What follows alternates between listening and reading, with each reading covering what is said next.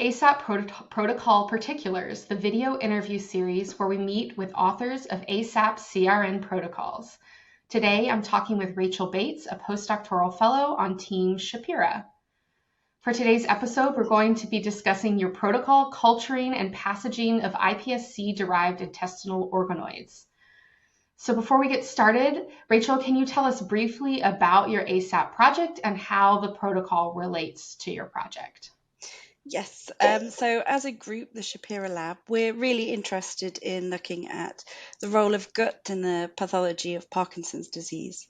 Members of our group look at the microbiome and how this interacts with cells of the intestinal epithelium.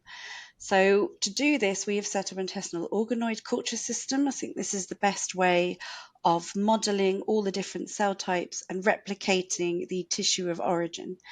We've then been using these intestinal organoids derived from patient iPSC cells, so we can produce cell lines that carry the different mutations that are known to be risk factors for Parkinson's, and then look to see how they affect how intestinal cells respond to various gut microbiome factors.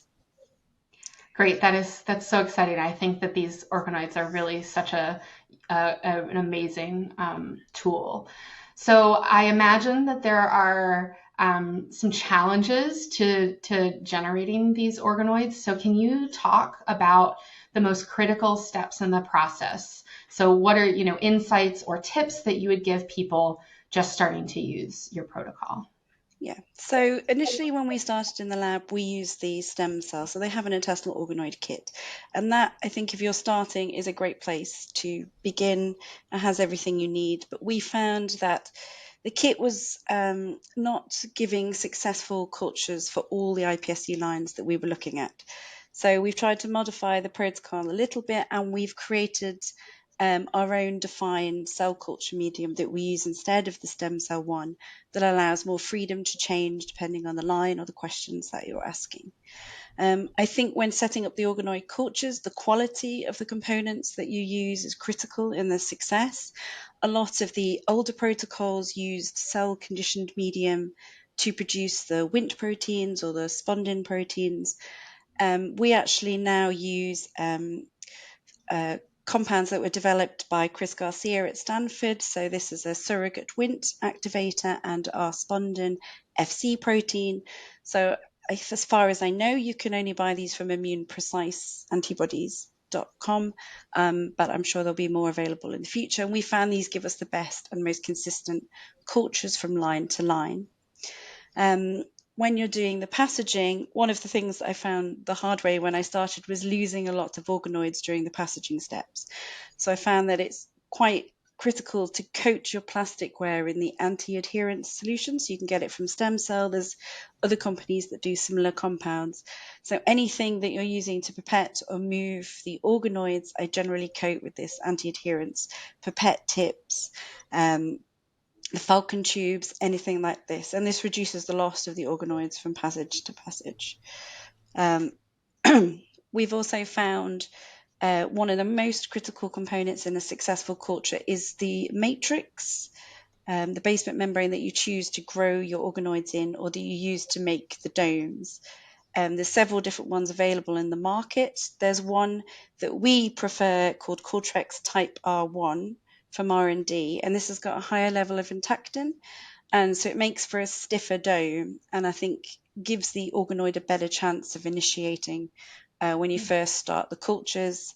And then when you have them established, you can move to something like Ultimatrix or Matrigel perhaps, as a cheaper alternative. During the passaging, again, it's how you're handling the matrix will make a big difference in how successful your domes that you form are. The better your domes, the better the organoids will grow. So again, the choice of matrix will help determine how those domes form. But also, there's a few tips and tricks that I've learned over time to help form really good domes. So keeping everything on ice, your cells on ice, your medium on ice, keeping all of that cold for as long as possible up to the point when you want the domes to set is important.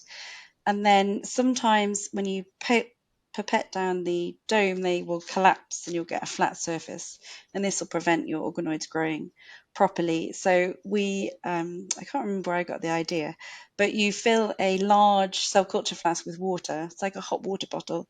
Keep it in the incubator, and then you can take that out just before you start your culture and put your plate on top, and that keeps the plate warm. And heat the plate up for a couple of hours in the incubator, which I don't think I put on the protocol.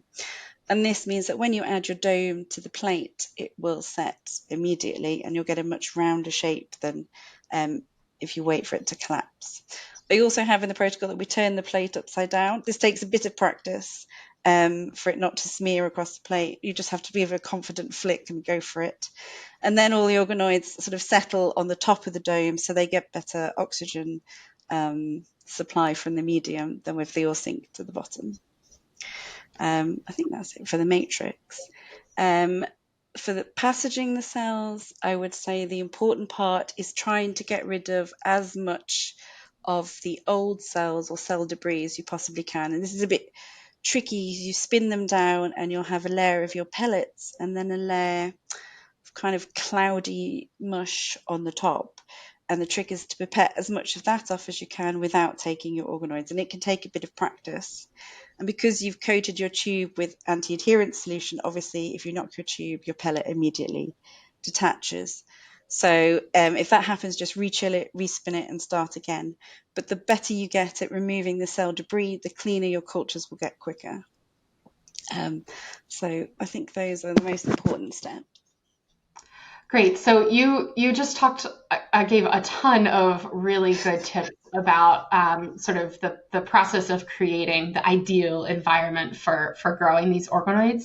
But you did mention, especially with the stem cell kit, differences in yield. And so I'm wondering if you learned something from optimizing this protocol about the kinds of iPSCs and the characteristics of iPSCs that work better for this this purpose. What should people be thinking about if they're selecting cell lines to make organoids?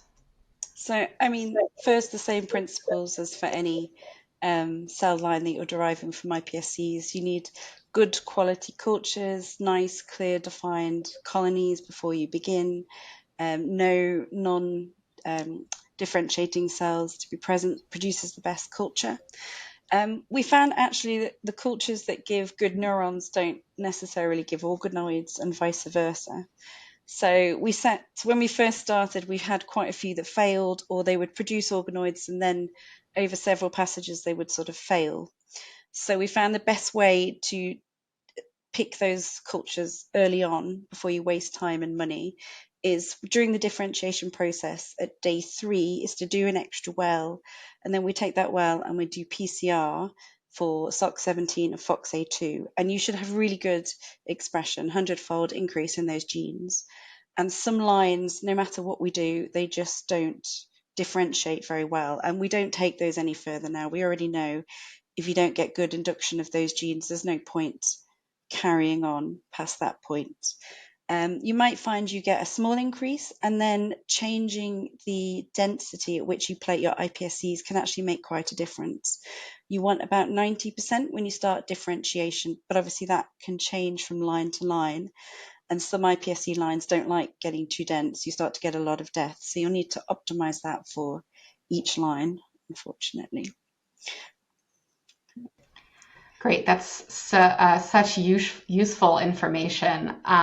So I want to we've talked a lot about sort of the beginning and the middle of this protocol, but and this protocol does focus on growing the organoids, but I'm curious for you to talk in more detail about how you know that the organoids are ready to be used for an experiment. So when you first do your first passage, they'll look awful and messy, lots of single cells and debris, but don't panic.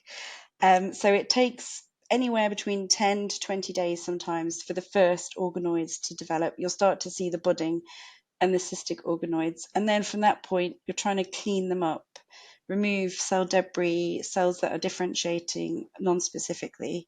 So with each passage, they should get cleaner, and you should start to see a dense culture of round cystic organoids that are nice and clear in the middle with thin walls, or some of them will start to bud, so they look like intestinal crypts.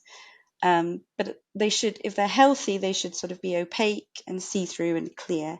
If you start to see dark debris accumulating in the organoids, then they're dying or they're starting to differentiate. So you need to passage them or take steps to rescue them. So ideally, we find by 5 passages, you should have a clean culture that's just full of nice large cystic organoids or budding organoids with no single cell debris left. And then they're ready to go. If you start to see really thick walls, if they start to become quite compact and you see the appearance of very columnar cells, then they're differentiating. And this means that over time you're going to lose your cultures. So you want to try and avoid that. And unfortunately, some of the cell lines just do that, and we haven't worked out how to rescue them after several passages. But the good ones, as long as you keep them cystic, you should be able to keep them going. We have some that are up to 100 passages now. They're still growing strong. The trick, unfortunately, is every line will probably need passaging on a slightly different day. So you'll need to optimize for each line. So you want them to be a good size round organoid. If you passage them too early when they're too small, they won't really expand and you'll never increase the number of organoids. If you wait too late, they'll start to differentiate and then you lose the stem cell population, and so your cultures will die off. Okay, that's very interesting. That's good to know. So I just want to give you a minute here to address anything else that we didn't talk about that you think is important for people to know about generating intestinal organoids in your protocol. I think I haven't included it in the protocol, but they freeze down very easily and very well. So you only need to do the differentiation step once, expand them up, freeze down each dome, and then you can start your cultures within one passage again at any point in the future. It's also worth noting that these are not mature organoids. So for most assays that you're going to want to use them, they'll need differentiating. So, for example, we study enteroendocrine cells, which aren't really expressed in these dividing growing organoids. So we have to differentiate them to mature ones. And that's a terminal process. Once you do that, you can't keep dividing them. And depending on the cell type that you're interested in, you'll need to optimize your differentiation medium, which I might put a protocol for how we get enteroendocrine cells. Great. This has been wonderful. Thank you so much for taking the time to chat with me today about your protocol and share all of your tips and insights into generating these intestinal organoids.